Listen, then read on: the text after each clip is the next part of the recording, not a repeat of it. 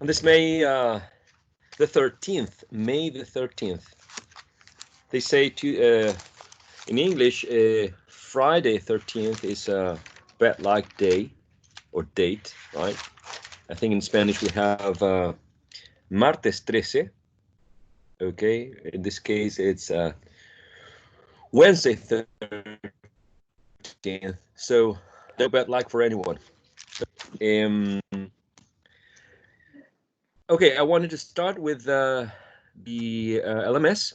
So I'm going to the LMS right now. Hopefully, I'm going to start soon. I need to enter the password, of course, etc., etc., etc. How many participants do we have today so far? It's 17. Okay, not a bad number. Not a bad number. All right.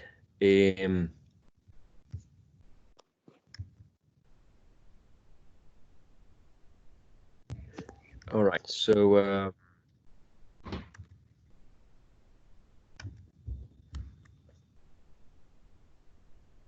LMS PIN227 section 1.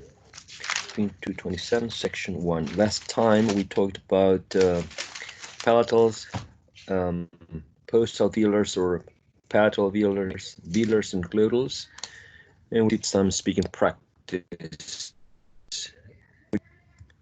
in Zoom, I believe, section 1. Is that right? Yes, sir. Yes. Yes. Alrighty, so I'm in the okay, so I'm in the LMS now. I'm going to start sharing with you my desktop right now. So let me know if it's not working, please.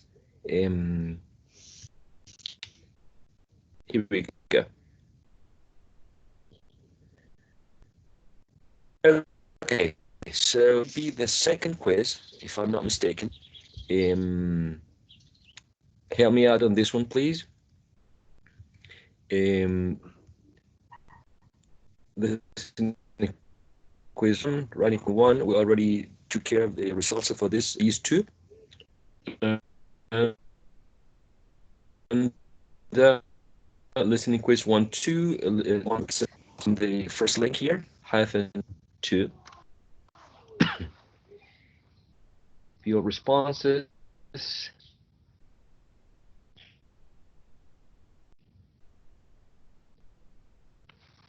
So the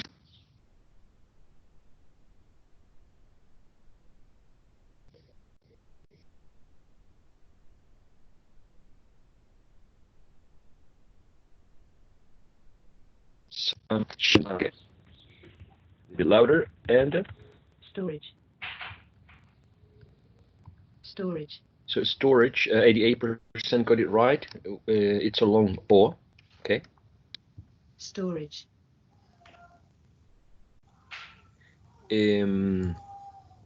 Back. Back. Back. Back. Okay. Back. Back. Back is a wedge. It's it's really complex because you get confused maybe with the trap with back, back, back. Back. Okay, back. So the answer, the correct answer for number 2 would be a wedge, would be the second option here. For the next one, Man. Man. man would be the trap, as 92% got it right here. Common. Common. Common, the first, the initial sound would be a short O, as 88% got it right here. We were focusing on the initial sound, right? The second one is a schwa, but it doesn't matter for this exercise. The short O is the correct answer for number 4.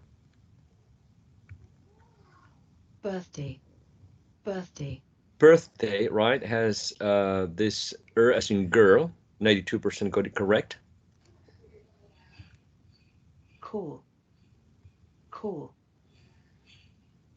Core. Core, it's a very dark word, considering that it has a very back sound, Cool. or, and the final sound is a which has a dark nature as well, because it's way back, not alveolar but almost palatal. Cool. Cool. So the answer, the correct answer would be Cool. cool, the last option. Or number 7, Dance. Dance. Dance. tricky word. Many answers, as you can see here. The pattern of answers is distributed with different symbols representing different phonemes. Dance. The answer for this one is the first one, dots. Dots, which is a game that you throw these darts and you try to hit the bullseye. Yeah, I believe that it's called dardos or dardo in Spanish. Dance. Dots, D-A-R-T-S, dots, long A. Copybook. Copybook. 90% got it right. Short O, copybook. So is the for number 8 is the last option. Teams. Teams. Teams, 98% got it right. Long E. World. World. World. World, it's a very tricky word as well. In this case, 88% got it right. It's as in first or fur. Okay, the second option here. Roster. Roster. Roster. Roster is a very tricky word as well, as you can see in the pattern of answers. But 55% got it right. 55% got it right. Roster, which is, for example, I have a roster of students when they registered or enrolled for a class, or I have a roster whenever we have, like, for example, first assessment week speaking test, and you write your names, right? You enroll in a list, so that is a roster, right? Roster. Storage. Storage. I believe we already. Storage.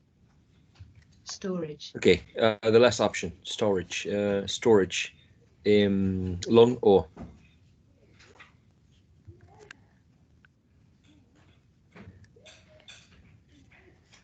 Okay, and in connection to the writing quiz, the answers were, well, 88% got it right. Short U as in wood, right? Turf, 95% got it correct. Turf. Number 3, listen, excellent, 100% got it right. Number 4, please. The initial sound is a schwa. Consider that when you say police, the second syllable is stressed. Therefore, usually the first one contains, usually the unstressed syllable contains a schwa, police, which is the case of this one, police. So in the first vowel sound, you should have thought of a schwa. 90% got it correct. A country, 95% got it correct. It's a wedge, right? Number 6, national, excellent, 100% correct. National. Number 7, supply, 92% got it correct. Supply, same thing, supply. Initial syllable is unstressed, so there's a high probability of finding a schwa or a short e. In this case, supply. So it's a schwa here. And the next one, This might be difficult for some. Words like culture, cultural are pronounced like that. Cultural. But the fact is that this is a wedge. Culture, cultural, ka. Okay, 82% got it right. Cultural, culture. Number 9, course, and 92% got it right. It's a long O, course. Number 10, 85% got it right. It's a short O as and possible, caught, possible.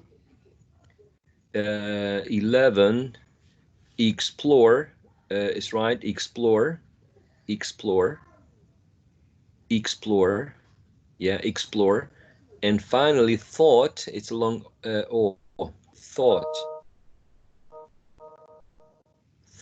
Okay, thought. Right. I don't know if there are any comments or questions.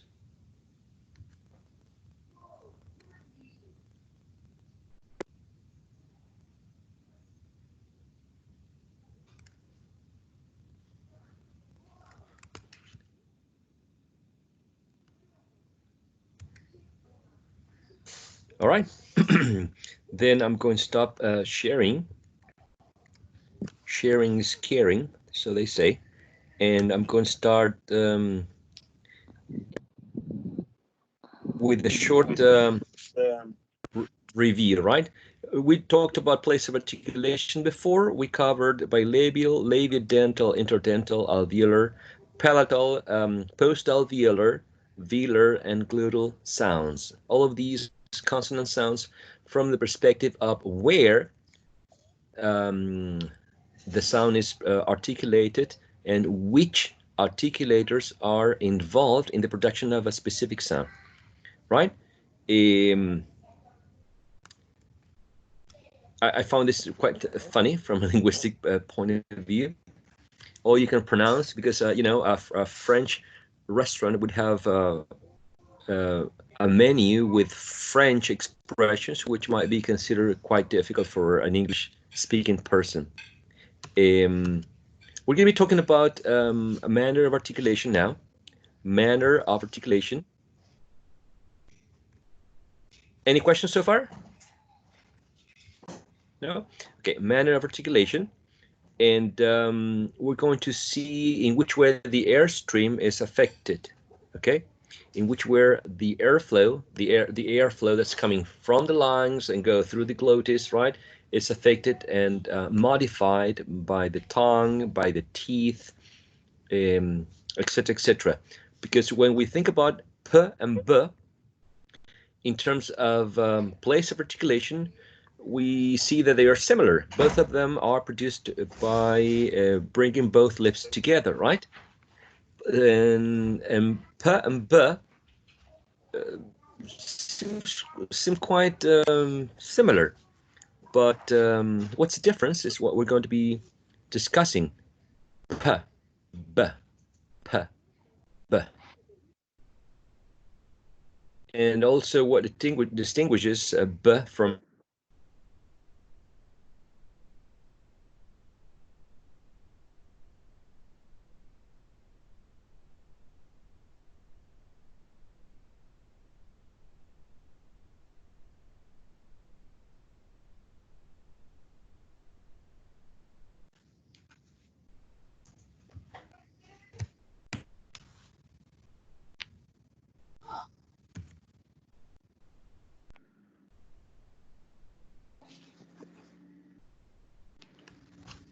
Okay, we're back.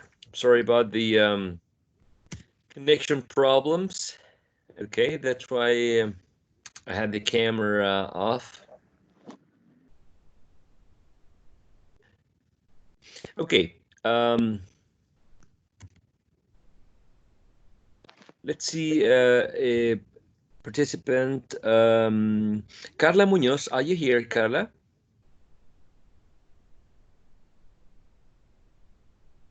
Carla Munoz? Daphne Yanez, are you here? Yes, I'm here. Okay, Daphne, are you okay with reading aloud the paragraph in front of you? Yes. Okay. Okay. Speak sounds vary in the way Airstream causes. No sé cómo se dice. How to pronounce Airstream? Airstream is affected as it flows from the lung and out of mouth and nose. It may be blocked or partly blocked. The vocal cord may vibrate and not vibrate. All right, thank you so much. Exactly. So we are referring to speech sounds in this paragraph. Speech sounds or sound units or phonemes, right? When they are produced, the airstream or airflow, right? We can talk about airstream or airflow is affected as it goes from the lungs and goes through the mouth and nose. It might be affected in which way? It can be blocked or partially blocked, right? And the cords may vibrate, or the cords or folds can remain exactly the same without any vibration. So how is the airstream or airflow affected is what we're going to be dealing with when we refer to manner of articulation. Okay, when you say p, for example, the air is blocked, right? When you say as button, the airflow is also blocked, but the airflow is blocked in different areas of the vocal tract, right? When you say button, that is a glottal stop, so the airflow is blocked in the glottis area. But when you say p, as in Peter Pan, right? The airflow is also blocked, but the lips are acting as are performing as active articulators, blocking the passage of the airflow and then releasing the airflow suddenly, as in a burst, right? As in a explosion, as in Peter Pan. Okay, so that's what we're dealing now when we talk about manner of articulation. How the airstream, sorry, or the airflow is being affected or changed or modified by the different organs in the vocal tract. Okay. Let's talk about voicing. Okay. So if the air flows freely, right, through the opening, remember the glottis is the opening between these two membranes called vocal folds. We call them vocal. There's no vibration of the vocal folds involved, so that's why they're called voiceless, basically. And if they vibrate, we call them voiced sounds, right? Voiceless, voiced, voiceless, voiced, right? Voiced sounds. For example, voiceless, we have one example here. In science, Sue, sing, and a voiced sound, which is z, as in zip, zoo, Xerox. Okay, so we have two sounds that are quite similar in terms of place of articulation. Both of them are alveolars, right?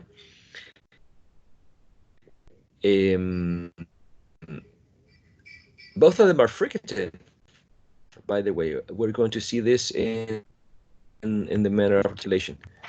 So since both of them have the same place and manner of articulation, we see that the only difference between these two is this one is, that means that when you produce the sound, your voice vibrate, and this voice is happen.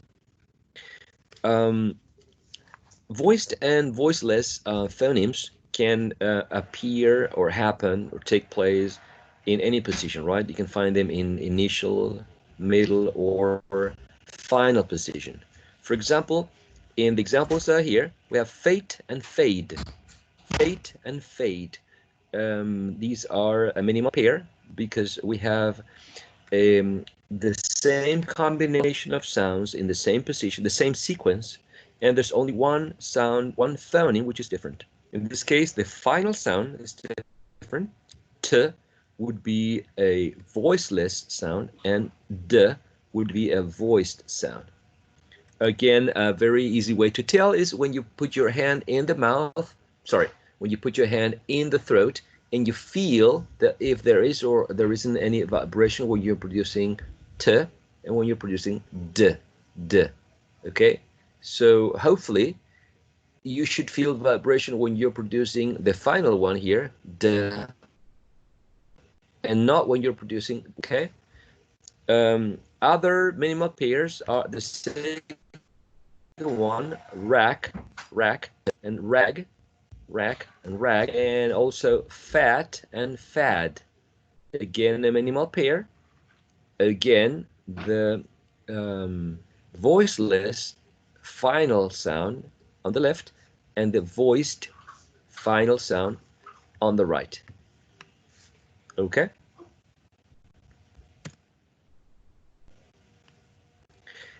Another feature that is also connected in terms of the manner, in terms of how the sounds are produced and how the airstream is affected, is the concept called aspiration. Aspiration.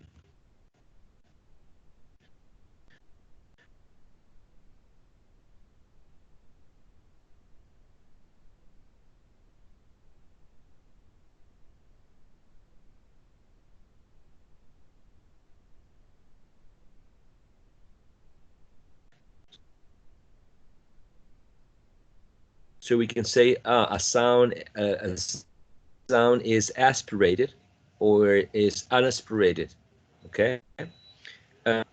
You a plosive as p in initial position is aspirated.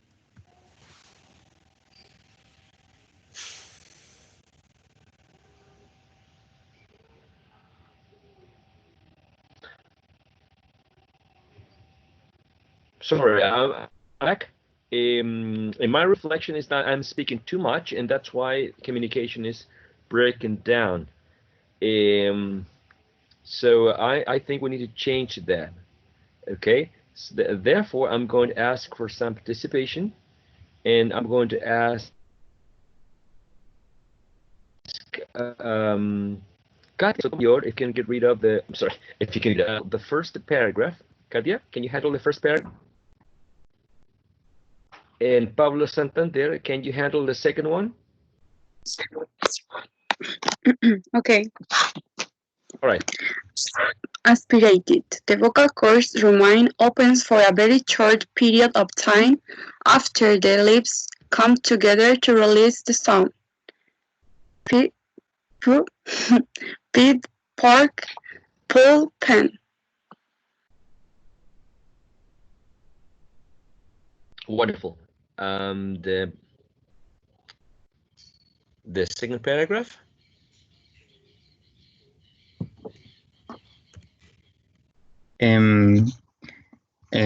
Me?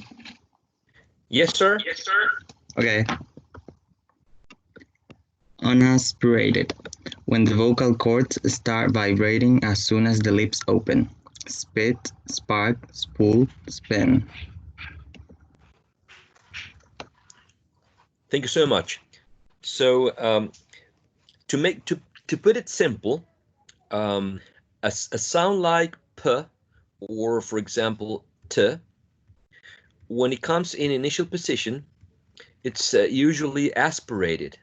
Aspirated means that there is a explosion when you produce a sound. So when you say the first word here, you don't say pit, you say pit. You don't say park, you say park. Okay, the same with pool and pan. So this aspiration is something that we don't have in Spanish, because in Spanish we don't say voy a ir al parque, right? Tengo que comprar. Pedro parece que viene hoy. Okay, we don't use aspiration for the plosives like p and t in Spanish, but in English there is aspiration in these sounds in initial position. Okay, so there is aspiration. And how can you show with a symbol that the sound or the phoneme is aspirated? With this symbol, which is resembles a letter H. Okay, and the same thing here. If we have, for example, the word 10, right? 10, because you know, the graphemes are exactly are so similar to the ones in the phonetic transcription that we're going to use it. Okay, so we have 10. The same thing. In initial position, t is aspirated. So you get this symbol after it. And a sound is unaspirated, like this one, p or t, when it's not in initial position, when it's in, for example, middle position or final position. All right, such as spit, spark, spool, span. Okay, because of the influence of the initial sound, right? The initial sound is sort of erasing this aspiration feature that the sound has in initial position. So every time you find this in initial position, it's an aspirated sound. Okay, as p, as t, as coin, right? Coin. You basically have k, which is a plosive again in initial position. So you show that with that small symbol here, coin, because this represents or is telling that this phoneme is aspirated in initial position, right? When it's not in initial position, when it's in any other position like middle position or final position, you're not going to use the symbol. The sound is not going to be aspirated. Okay, and it becomes less voiceless, and it becomes more influenced by the environment, basically.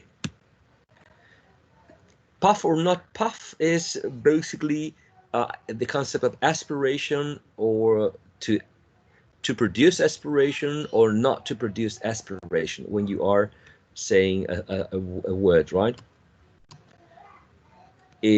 Other two concepts that fall into the category of how the airstream is being affected is the classification of sounds as oral sounds or nasal sounds. Oral sounds, basically, they're produced when the airstream goes through the mouth, basically. When the airstream goes through the oral cavity, right, and not through the nasal cavity, we're talking about oral sounds. And a nasal sound is when the airstream goes through the nose and mouth. Okay, and that happens because the velum, right, is not raised. That's the job of the velum, is to block, right, the airstream from going through the nose or nasal cavity. That's when it is raised, and when it is down, some amount of air goes through the nose and some amount of air goes through the mouth.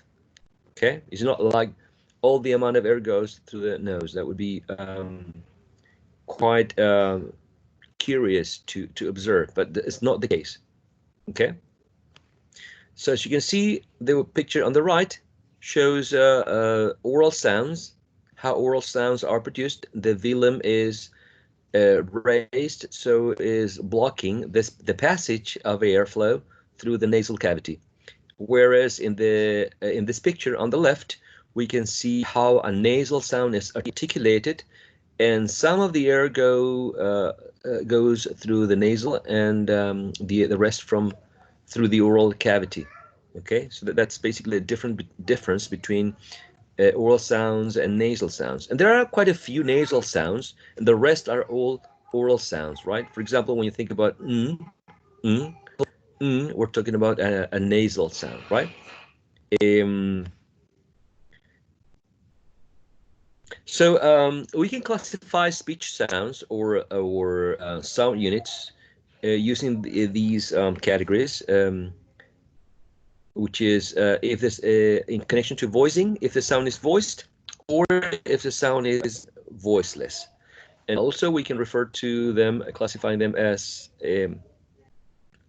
where the airstream escapes, right? Through the mouth or the oral cavity, or through the nose plus the oral cavity. And n, and ng would be the nasal sounds, and all of the rest would be oral. Okay. So as you can see from this small chart, for example, there are a few phonemes incorporated here. We can tell that n, and ng are nasal sounds, and they are voiced. Because when you produced n, and ng, the vocal cords vibrate.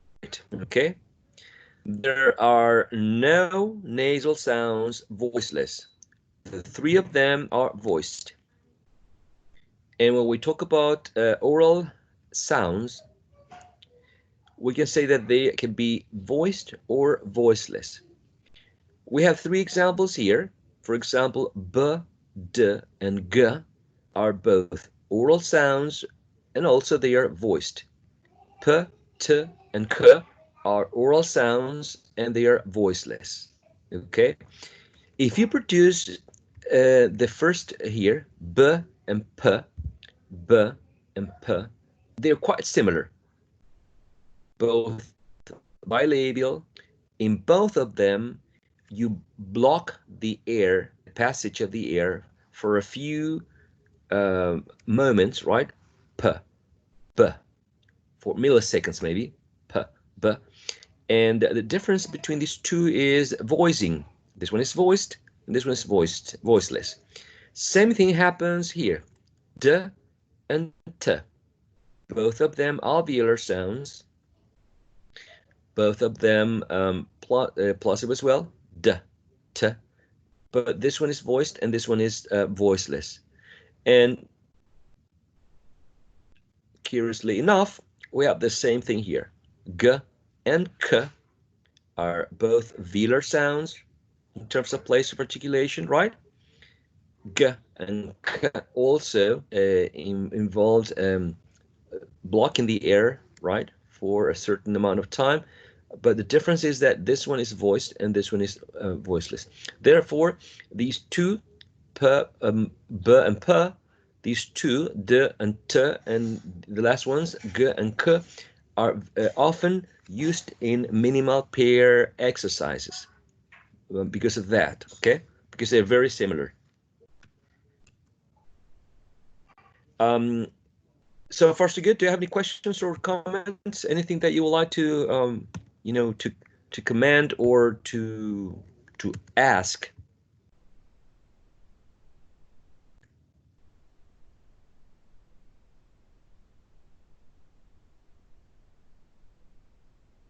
Alrighty. So stops or plosive sounds are is the first group. Some people call them stop sounds. Some people call them plosive. Both concepts are correct, but they have a different connotation. Plosive implies plosion. When you say, for example, p, p, there is a burst of air, right? And it's easy to tell if you put your hand in front of your mouth or a piece of paper, hang right from your fingers, and you say p, b, t. So you can feel the vibration of the sheet of paper, or you can feel the puff of air in your palm, right? Plosive. Now stop has a makes a reference to that the airflow is blocked for a specific amount of time. Okay, so for example, I would, in my case, I would call, even though, you know, p and t are from the same family of consonant sounds, right? The stops or plosive sounds. I would make a difference when I refer to the initial t, t, t, top, top. And I would say that the last one, more than a plosive, is a stop, top, because we don't say top, right? We say top. So in the production of the first one, yeah, there is explosion, top, t, t. But in the production or articulation of the last consonant sound, you actually block the air with both lips, but you don't produce this plosion. Okay, so I would make a difference between stops and plosive sounds, although some people use these two terms interchangeably. Okay, so this is a family: p, b, m, t, d, n, and k.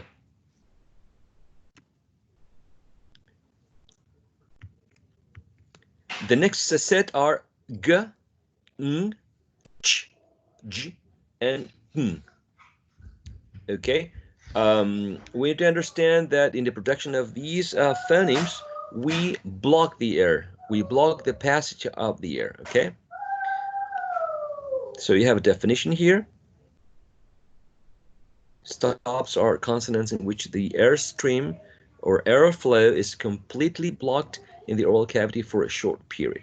Completely blocked. That's a key, because we're going to see other consonant sounds in which the air is partially blocked, or you go from a partial block to a gradual release of the air. Okay.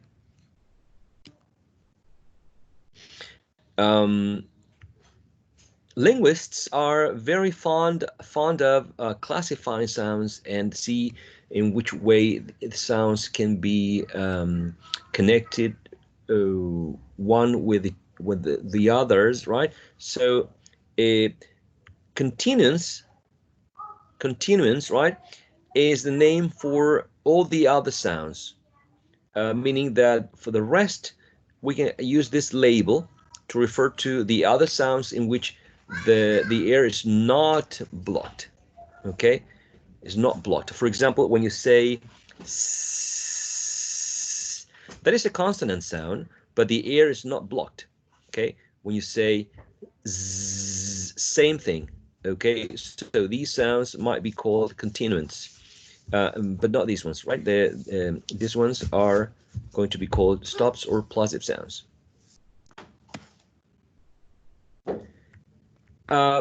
The other family are the fricatives, right? Fricatives. You can say, oh, that's a fricative consonant sound. Okay. What a fricative sound. And then we have the first one, which is f, v, sh, j, s, z, f, the, and h, as in loch. Okay, we will see this interesting sound later on in the slides. If someone, a volunteer, could help me out with the reading aloud of Pablo, you're here. Could you take care of the paragraph, please? That's being shared with you. Okay. Pablo Rojas, thank you. In the production of some continuants, the airflow is severely obstructed, producing friction. Exactly. Thank you so much, Pablo. So if you try or v or sh or zh, z, okay, we can see that the airflow or airstream is not blocked first. Okay, it's not blocked, but there is an obstruction, and that obstruction produces friction. Now, when we say that the airflow is being obstructed in the production of this phoneme,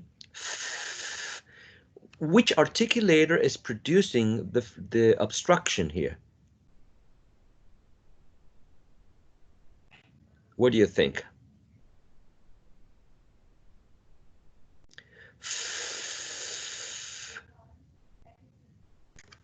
I don't know. I would say probably the teeth.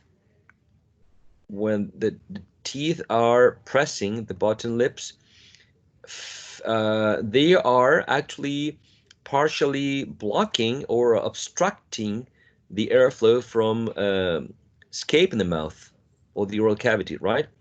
The same thing when you say the teeth or the upper teeth are obstructing the airflow from escaping through the oral cavity. Now, is that right? In all of these, an organ in the oral cavity is obstructing the airflow from going out freely, escaping the oral cavity. Now, when we think about f and v, these two, if you remember, labiodental sounds,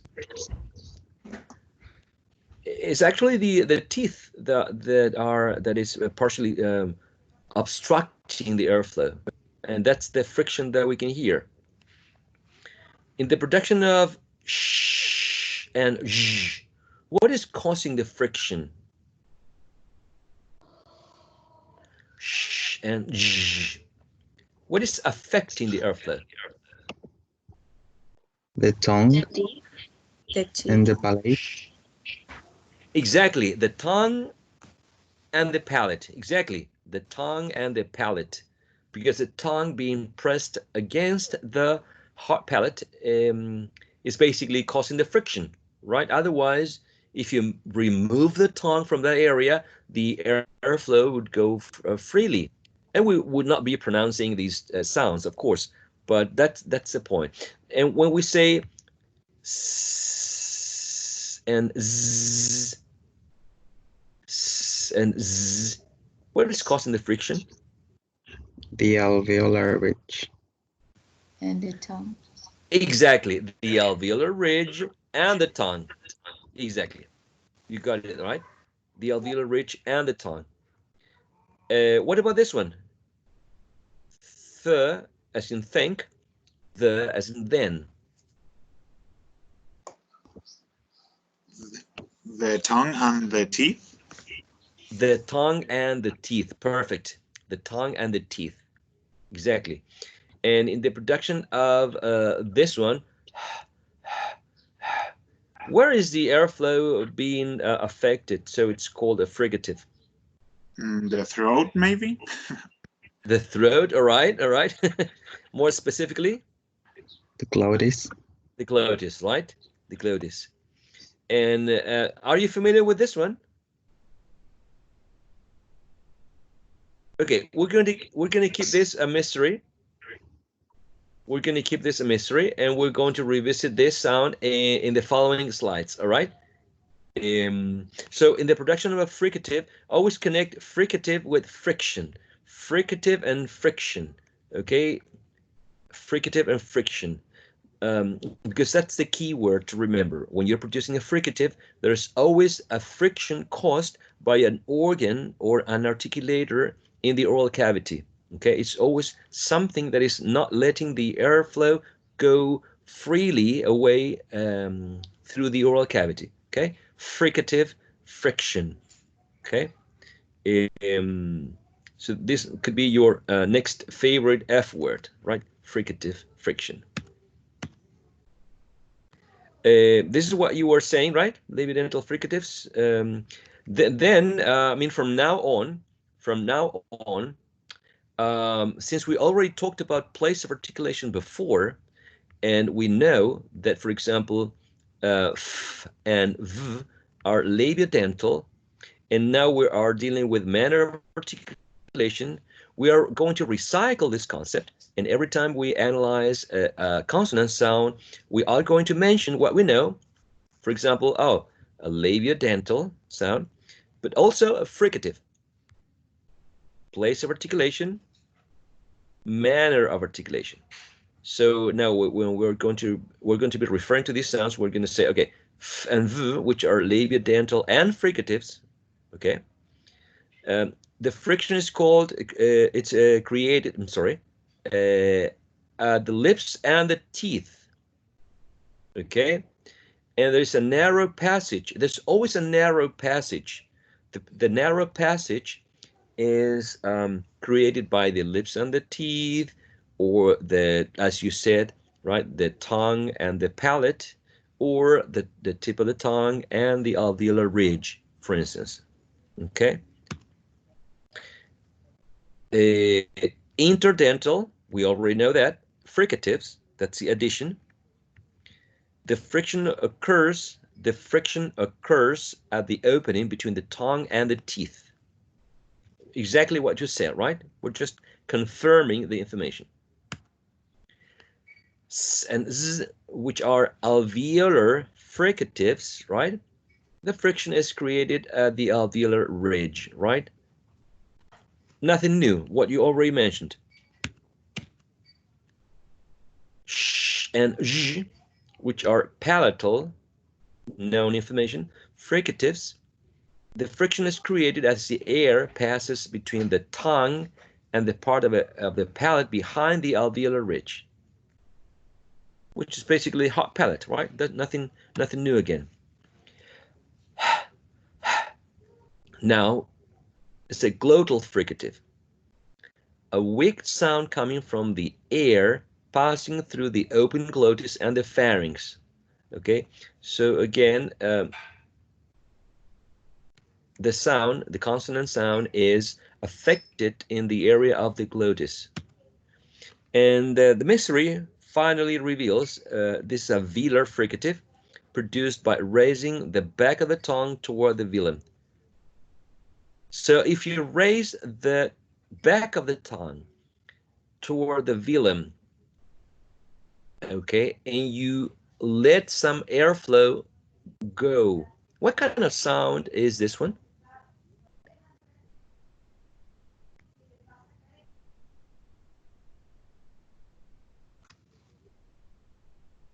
Can you think of a sound? Can you articulate a sound by reading the description? Glottals? Glottals? I don't know how to pronounce. A glottal sound? Well, it's not glottal because it's a good guess though, right? But because it's velar, right? So it's not glottal, it's velar. So it's in the soft palate. So if I tell you, okay, raise the back of the tongue and press the velum or soft palate and say something, what kind of sound would be this one? The mystery sound.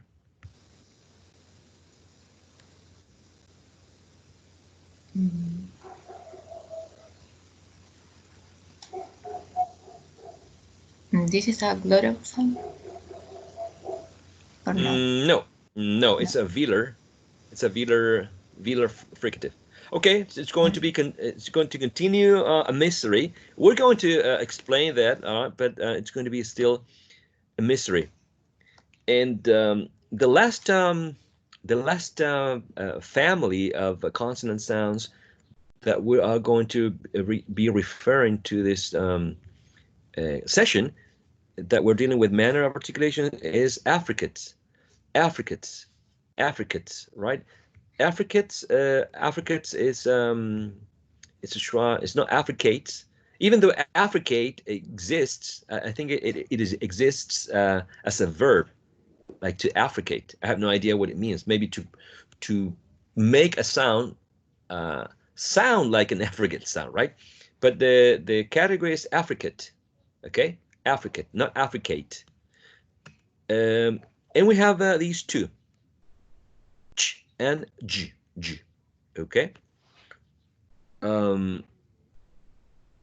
So in terms of what's affecting the airflow, and for this one, I'm going to ask for a little help from Martina Jovanovic. Martina, are you here?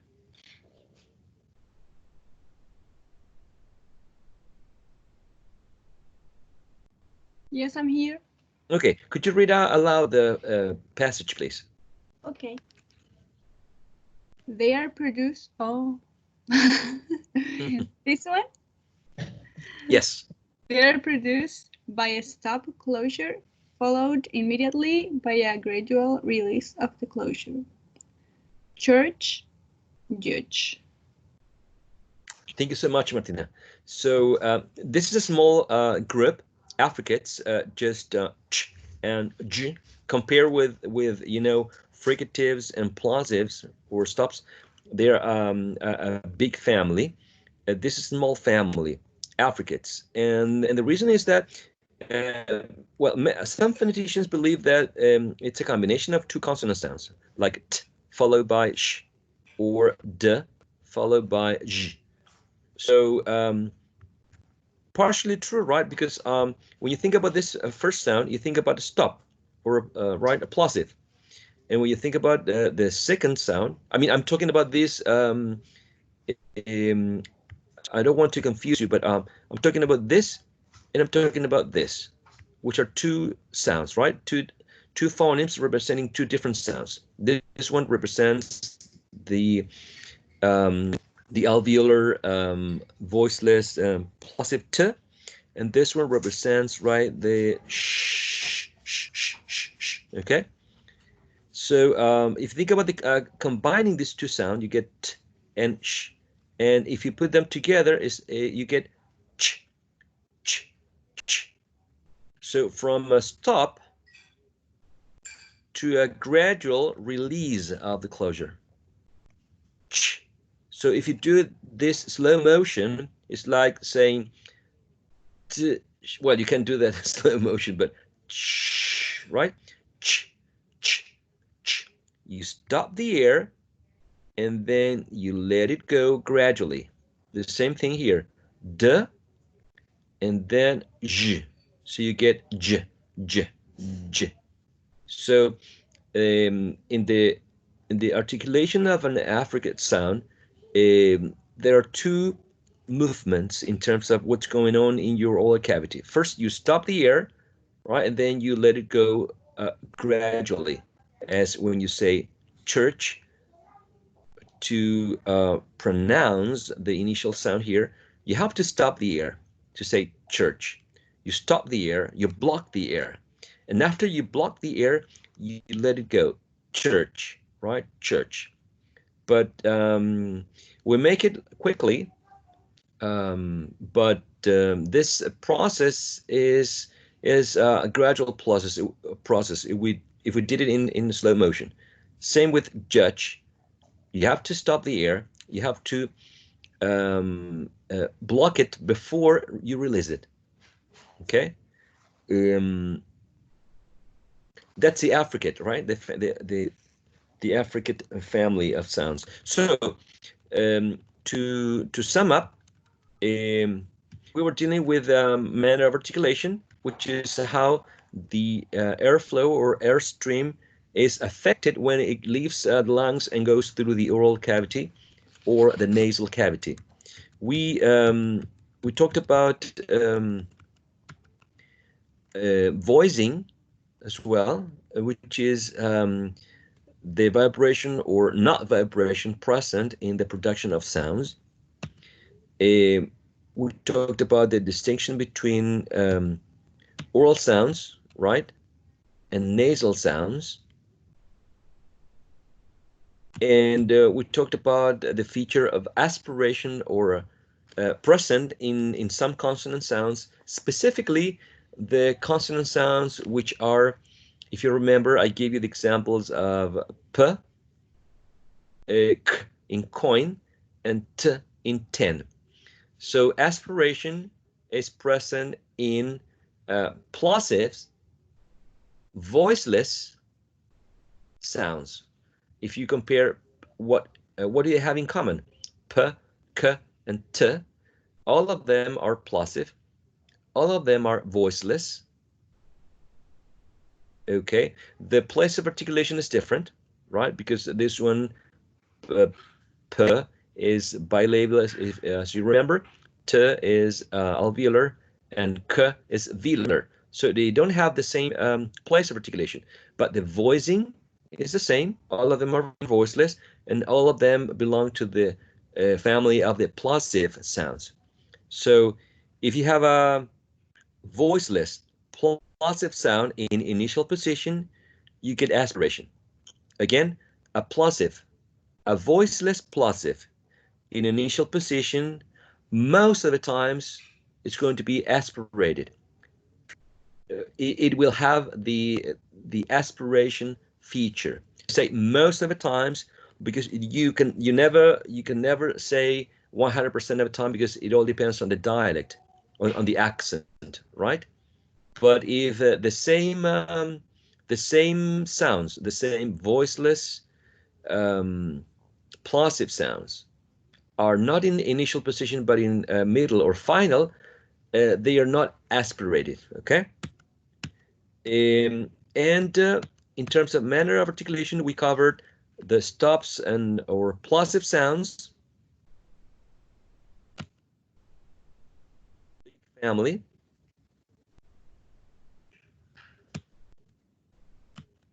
the fricatives,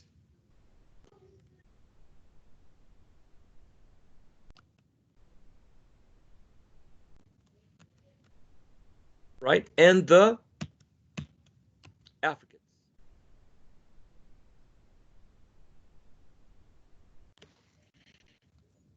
Okay.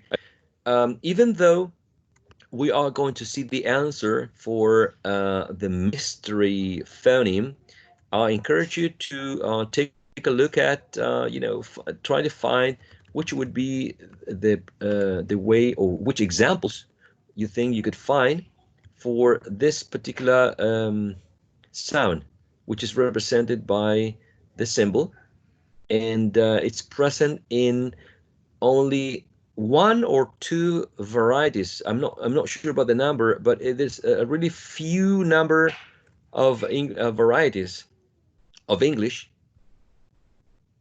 in which you can find this sound. You can find this sound represented by this symbol in other languages, but in English, only a few varieties. I'm going to stop sharing with you. Do you have any comments or questions? Anything that was not clear?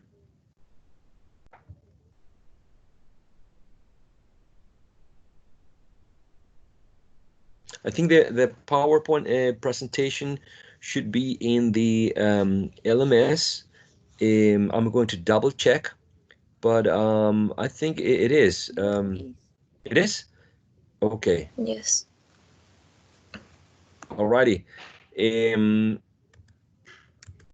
Oh, all right. So if you don't have any questions, I will see you next session.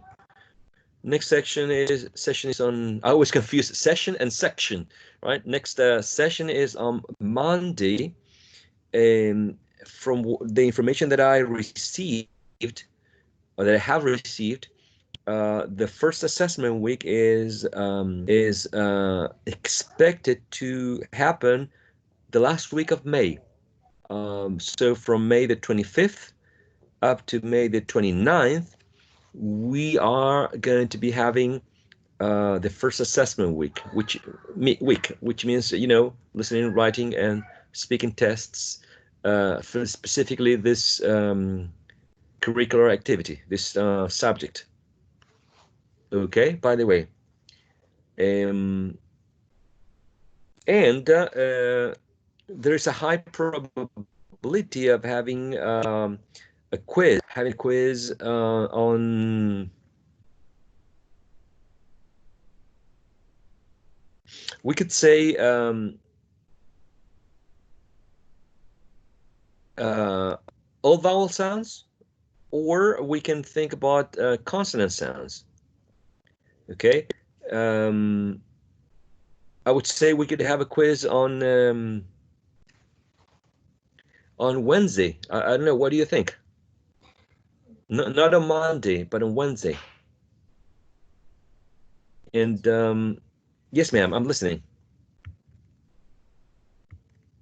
No, I say it's okay. All right, good. I'm considering to include in this quiz all vowel sounds, meaning monophthongs, diphthongs, and triphthongs. Okay.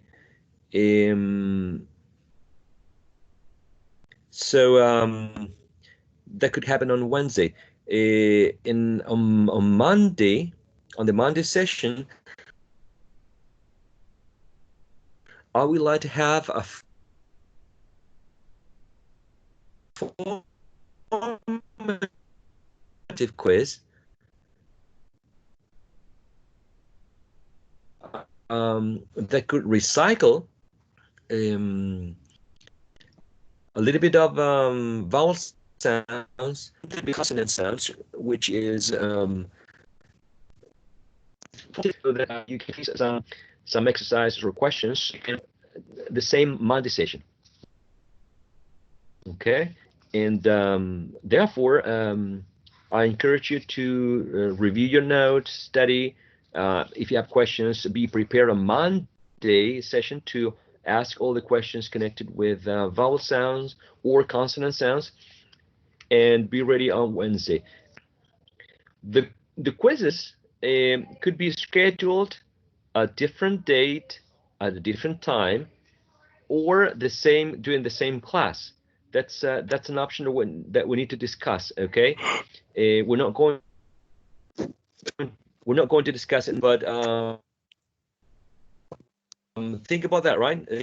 Take the quizzes the same Wednesday at 10:50, which is the time in which we start the session, or during Wednesday. I mean, you can have the opportunity to take the quiz maybe in the afternoon, and maybe we can have the class and you can take the quiz at a different time. Let's discuss that on Monday, okay? Okay. All right, guys. Okay. Have a wonderful day. I will see you on Monday session. You take care and stay safe. Goodbye, everyone. Bye bye, teacher. Bye. Thank you. Have a nice